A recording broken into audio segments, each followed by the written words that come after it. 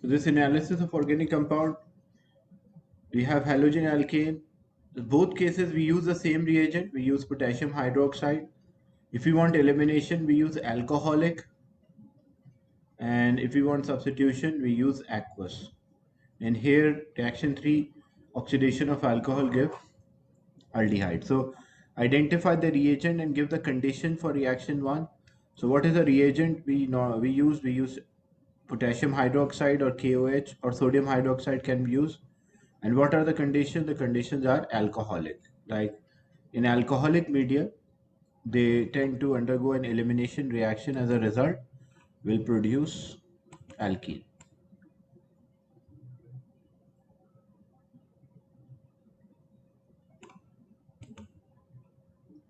The next one, give a chemical test and its positive result to show the presence of a double bond. So how we can identify that double bond is present? So we can use aqueous bromine.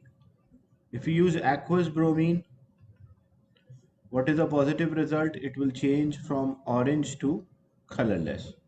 But if you use only bromine liquid, then it will be change, or it will convert from brown to colorless. So this is how we can identify, or how we can check the presence of bromine.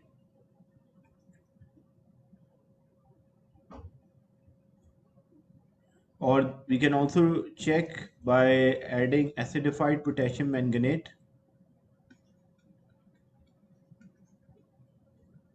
So acidified potassium manganate KMnO4 can also be used in because alkenes will form diol, and this oxidizing agent, it will change the color to from purple, because Mn is purple in color, so it changes from purple to colorless, and as a result it will produce diol.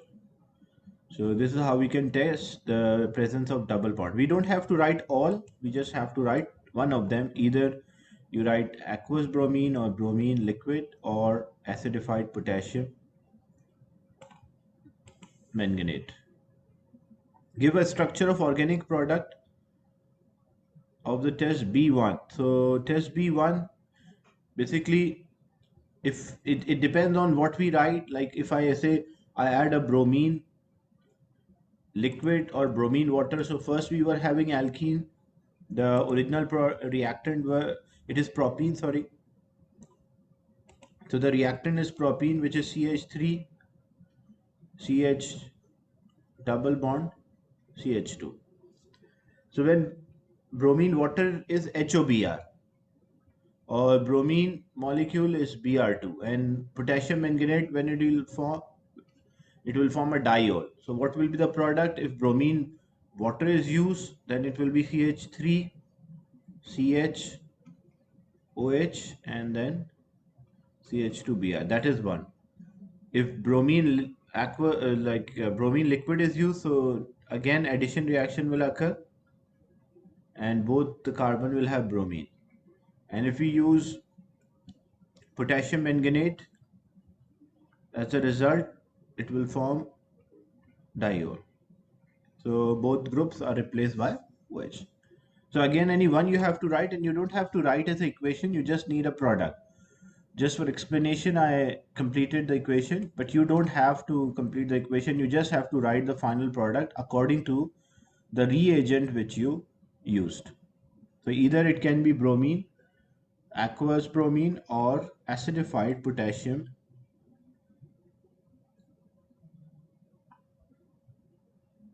manganese 7.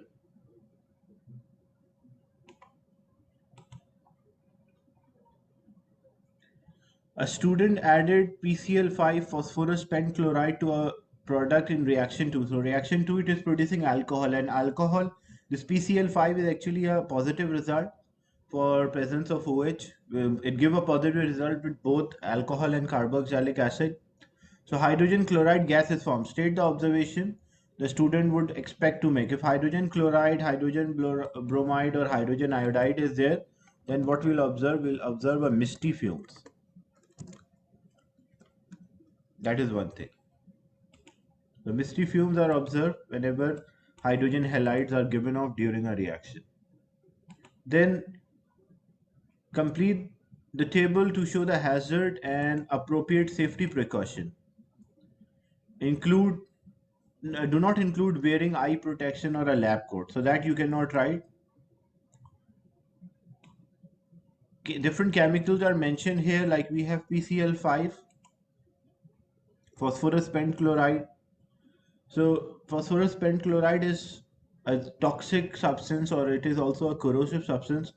So when substance is toxic, like poisonous, then we should use a fume covered. But if a substance we mention it is corrosive, then we should use gloves.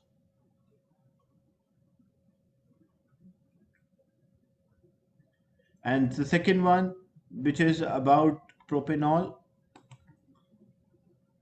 alcohol is there. Alcohols are flammable liquid. Alcohol can catch fire, so it should not expose to the flame. And the last one is hydrochloric acid, HCl. HCl acids are corrosive, so when it is corrosive, we should use gloves or a fume cupboard. So the first one, PCl5, it is toxic.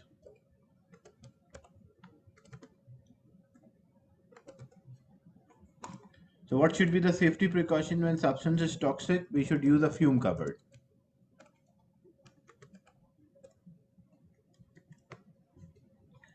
Alcohols are flammable, so we should not expose to the flame. Safety precaution.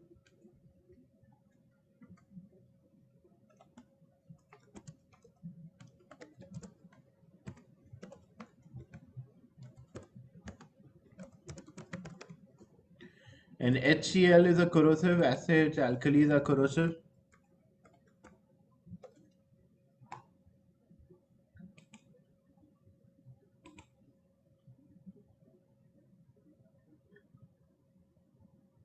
So what we should use, because if it is corrosive, we should use the gloves.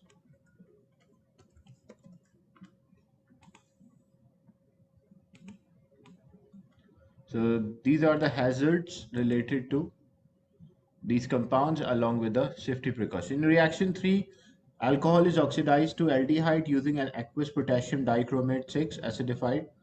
State the color change. So originally it is orange in color, and because it turned into chromium 3, so it changes its color from orange to green. That is a color change. Then draw a label diagram for the operators you would use to carry out reaction 3. So if you want to carry out reaction 3, because we want a partial oxidation, when we need partial oxidation, so we use distillation apparatus. If we want complete oxidation, in that case we use reflux condenser. Like if the same question we want alcohol to convert into carboxylic acid, then it should be complete oxidation. But here partial oxidation, so we'll have a round bottom flask.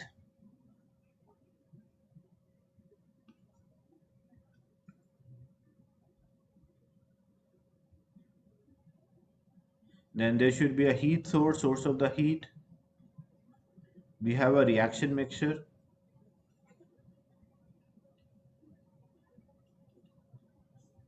Then we connect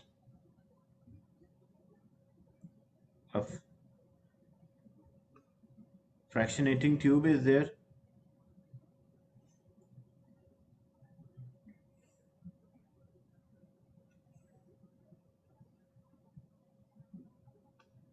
The top side should be closed with a stopper, and then there should be a thermometer also placed to know what is the temperature of these vapors.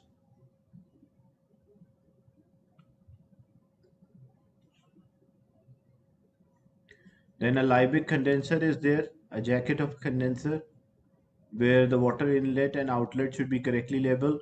The water is coming down, means inlet is from down, and outlet. So water is coming in from here and water is coming out from here. And then we have a beaker to collect the distillate.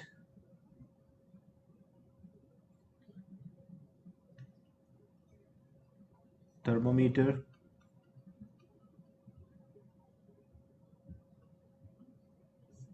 So this is how we collect or draw the apparatus to carry out a simple distillation. If it was fraction distillation, if it was converting the alcohol into carboxylic acid, so we want a reflux condenser. So vertically condenser should be placed, and there should be like the condenser should be open from the top, which reduces the pressure.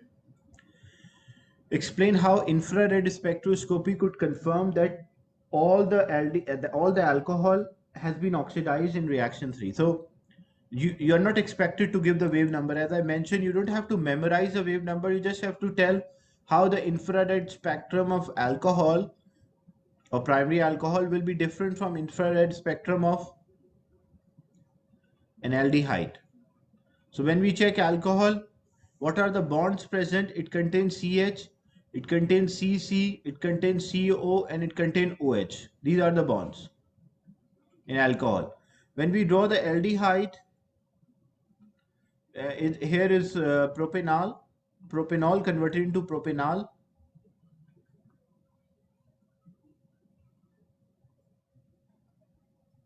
So what are the bonds? There are CH bonds, there are CC bonds, C double bonded with O bond is there as well.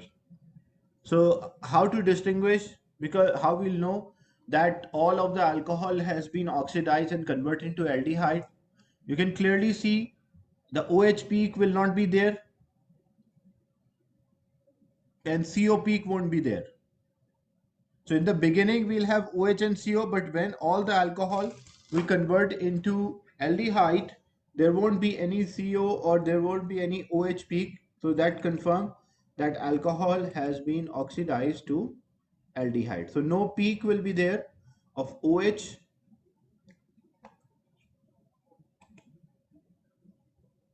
Is it clear, this question?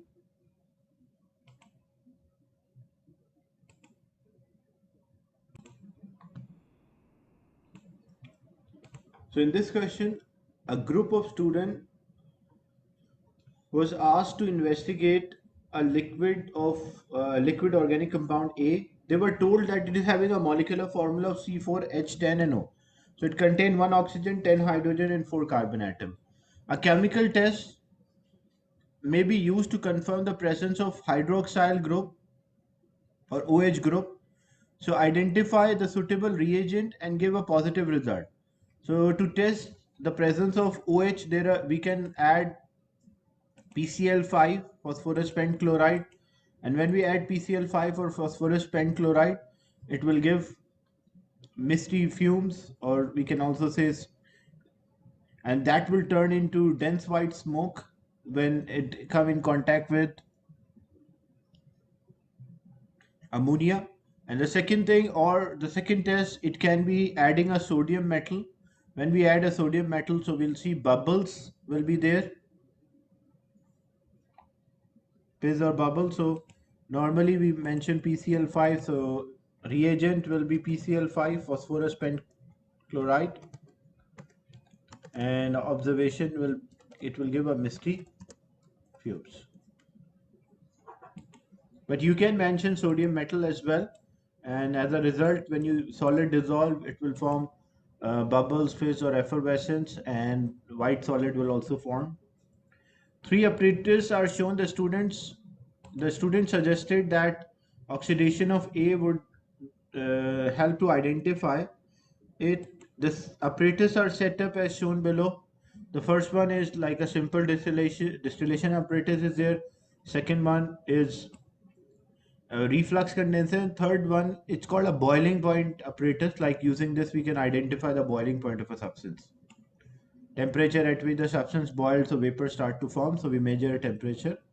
Identify the reagent.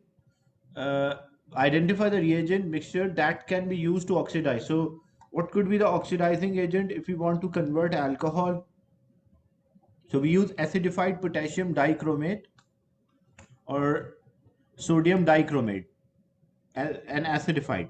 But we don't use potassium manganate because potassium manganate cannot result in a formation of a partial because it is a strong oxidizing agent. As a result, it will always produce complete oxidation of alcohol.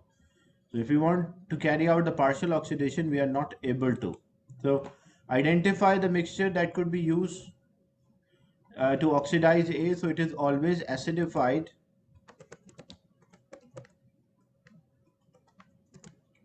potassium or sodium dichromate with the oxidation number of the chromium is 6.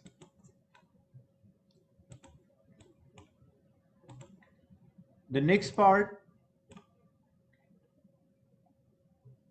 one student said that if A is a primary alcohol, this could be shown by oxidize it to corresponding to aldehyde and test the product. Identify which apparatus 1, 2, 3 should be used to oxidize for this oxidation. So if we want to convert alcohol into aldehyde, so which oxidation we should use apparatus 1. If we want to convert alcohol in like complete oxidation, so we use apparatus 2. Apparatus 3 is not used for oxidation purpose. It is just for identifying the boiling point of a substance. So just identify which apparatus should be used for this oxidation to occur. So we should use apparatus 1. The choice and the aldehyde easily oxidize to carboxylic acid.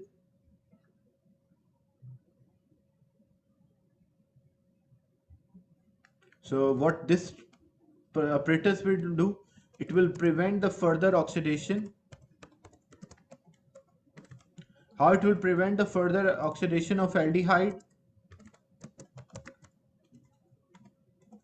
Because aldehydes, uh, when they are present, alcohol converting to aldehyde is having a low boiling point. As a result of low boiling point, it will automatically remove from the mixture. But if it was a vertical or a reflux condenser, as a result, the vapors will again enter the flask and it will further undergo oxidation. A chemical test may be used to confirm the presence of aldehyde, give a positive result. So aldehyde can be oxidized, so we can use Fehling or Benedict solution. It will turn from blue to red precipitate will form. We can use a silver mirror test, adding Toluene's reagent or silver mirror test. So as a result, what will happen?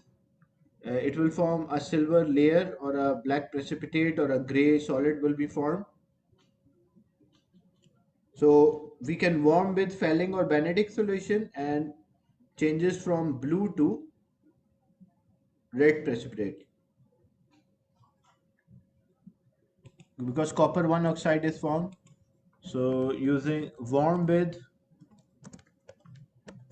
Fehling or Benedict solution. Fehling or Benedict solution, it contains copper 2 ions, so originally it is blue in color. So it changes from blue solution to red or brown solid or PPT. Because as a result, aldehyde oxidized to carboxylic acid and copper 2 will be reduced to copper 1. And when copper 1 form a compound with oxygen, it form copper 1 oxide, which is red or brown solid. Or you can also mention Toluene's reagent or a silver mirror test warm with a Toluene's reagent, and result will be a layer of a silver will be formed on the wall of the test tube or a gray solid form.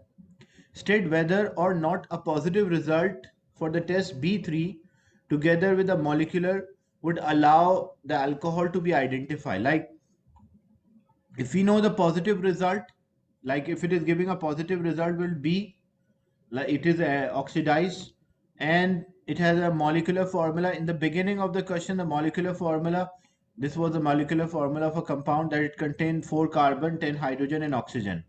So C4H10 and oxygen.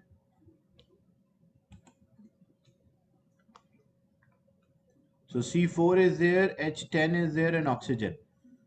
So can we identify that we know it's alcohol, but can we identify that which alcohol is this, whether it's a primary, secondary, or tertiary? If it is oxidized, we cannot identify this whether it's a primary, second. Like we can have a distinct because if it is oxidized, if alcohol is oxidized, it means it can be primary, it can be secondary. If alcohol is not oxidized, it will be tertiary. So in B3, according to B3, it is oxidized. So if it is oxidized, it can be primary, it can be secondary, but it won't be tertiary. But still, can we identify, like would allow us to identify alcohol? So answer should be no. And reason is that because both primary and secondary alcohol can be oxidized, so we will not be sure because which alcohol is it. It might be primary, it might be secondary. We are not sure.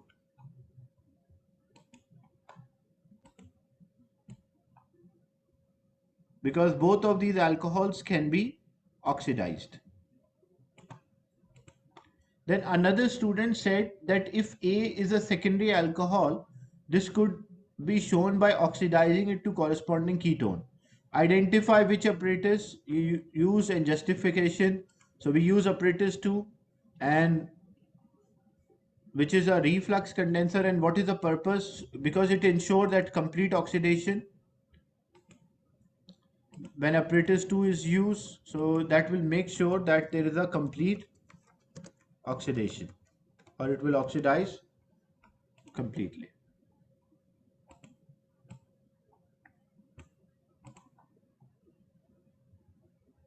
Then in further experiment, the student passes the vapor of A over aluminum oxide to form alkene. The apparatus is used shown, like we have a mineral wool which is soaked in alcohol, and we use aluminum oxide.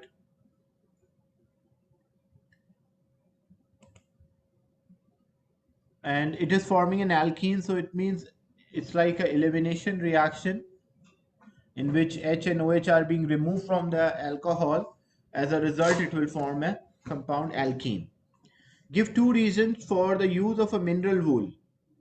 What is the reason why we are using a mineral wool here? Why not directly alcohol is there and we supply heat energy to this catalyst, aluminum oxide, which help in elimination reaction.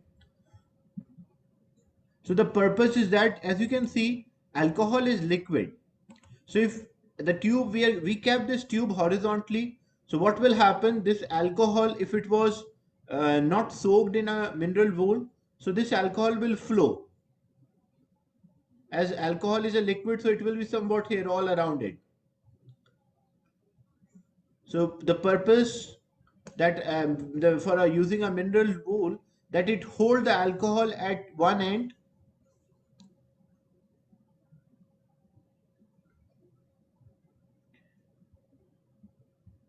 And the second thing why we use a mineral wool, because mineral wool is chemically inert. It does not react. Another thing, when these alcohol, because alcohol is a volatile liquid, so when it vaporize, so it's vapor, we want alcohol to move slowly over the catalyst. Why? Because the reaction is, this reaction of conversion of alcohol into alkene is a very slow reaction. So we want alcohol to take time to have interaction with more, like with catalyst for a longer period of a time. So that is one of the reason why we use a mineral wool soaked in alcohol. So what are the two reasons we can mention? Number one, it will hold the alcohol. Number two, it is inert, it does not react with alcohol. And number three, it increases the time for alcohol to pass over the catalyst. So it makes sure that vapors of the alcohol will pass slowly over the catalyst. Otherwise, a liquid alcohol will mix with catalyst. Is it clear? This part, that why we use a mineral wool soaked in alcohol.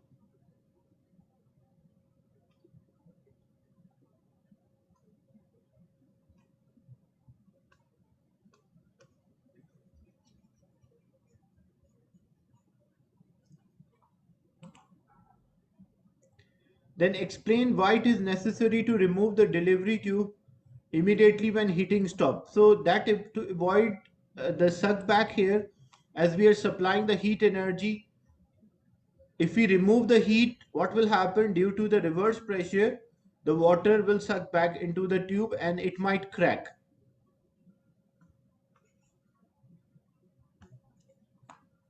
So the purpose why the tube must be removed, the delivery tube must be removed immediately when the heating is stopped. So the main purpose is the to avoid suck back, and that can cause cracking of or breaking down of the test tube.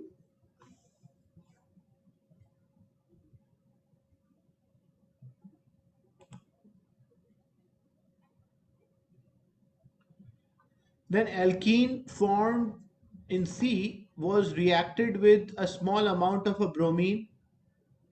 So alkene which is formed, like first which alkene will form, how to identify, as we were having C4 and H10. So C4H10 was alcohol, so if butanol is there, so it will form butene. And that butene reacted with bromine, so it will give uh, 1,2-dibromobutane, or dibromobutane is formed. State the color change with bromine. Here it's a bromine, it's not like aqueous bromine. So it will be from red to a brown to, or red brown to colorless. This will be the color change when a bromine is added to the mixture. The mass spectrum of C4H10Br2 had a pair of peak 107, 109 and also a peak at 79 and 81 due to isotopes of the bromine. One student suggested that these peaks shows that alcohol A must be butanol. Explain how these peaks support the student's suggestion. Butane to all. So the student suggested that it should be butane to all. So look what happened if we have butane to all in the beginning. So this is CH2, sorry, CH3, C double bonded CH and then CH3. So butene is there, and according to student, he suggested that we should have butane to all. So this compound should have OH with a second,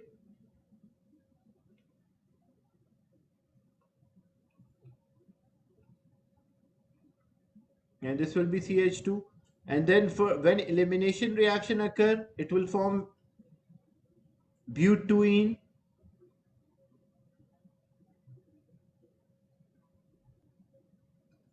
Then when we undergo elimination reaction, or when it undergo elimination reaction, what could be the result it can form, the possible result or possible product it can form?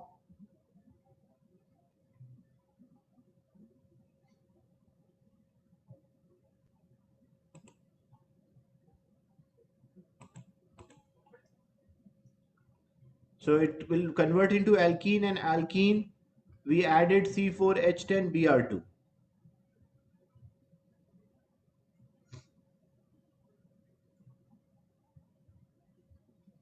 So it will form example alkene, elimination reaction, CH, double bond CH, and then CH3. And then we add bromine, Br2. So the double bond will break. So it might produce CH3, CH, CH, CH3, and then Br and Br. This is one possibility.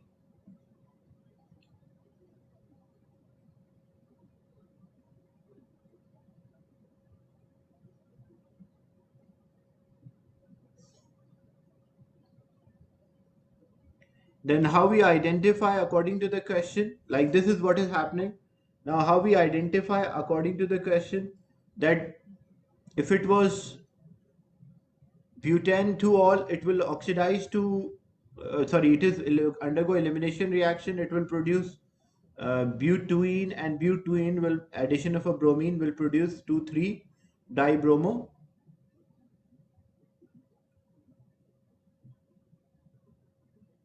butane. Then we are getting a peak at 107, 109, 79 and 81 are also there because isotopes. So why we are getting a peak? So we want to check what are the likely fragments this will give, this product CH3CH. So we have to break one from left to right and from right to left.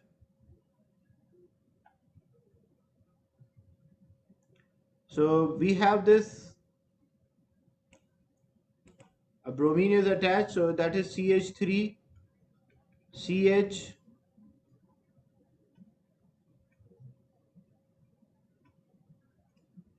then Br is there, then CH, Br is there, and CH3.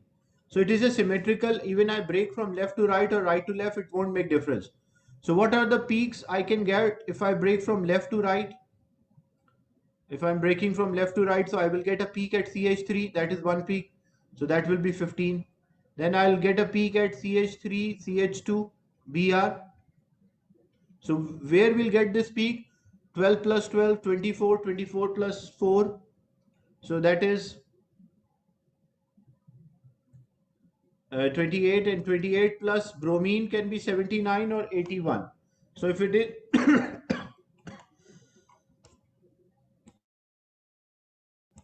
so if it is 79, so 79 plus 28,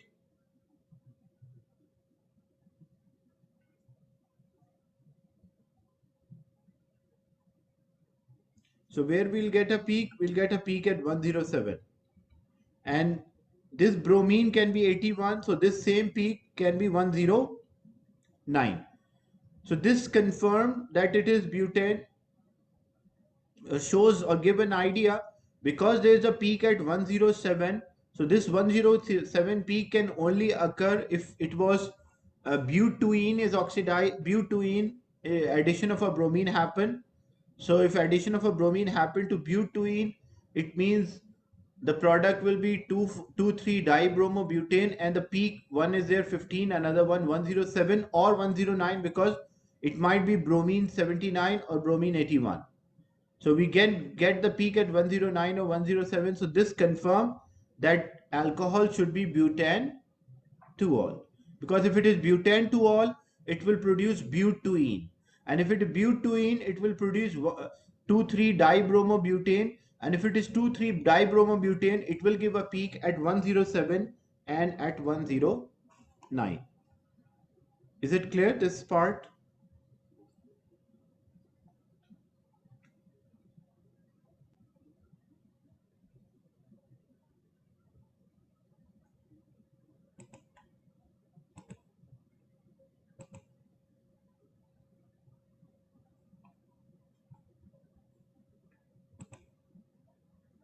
So this was the last part.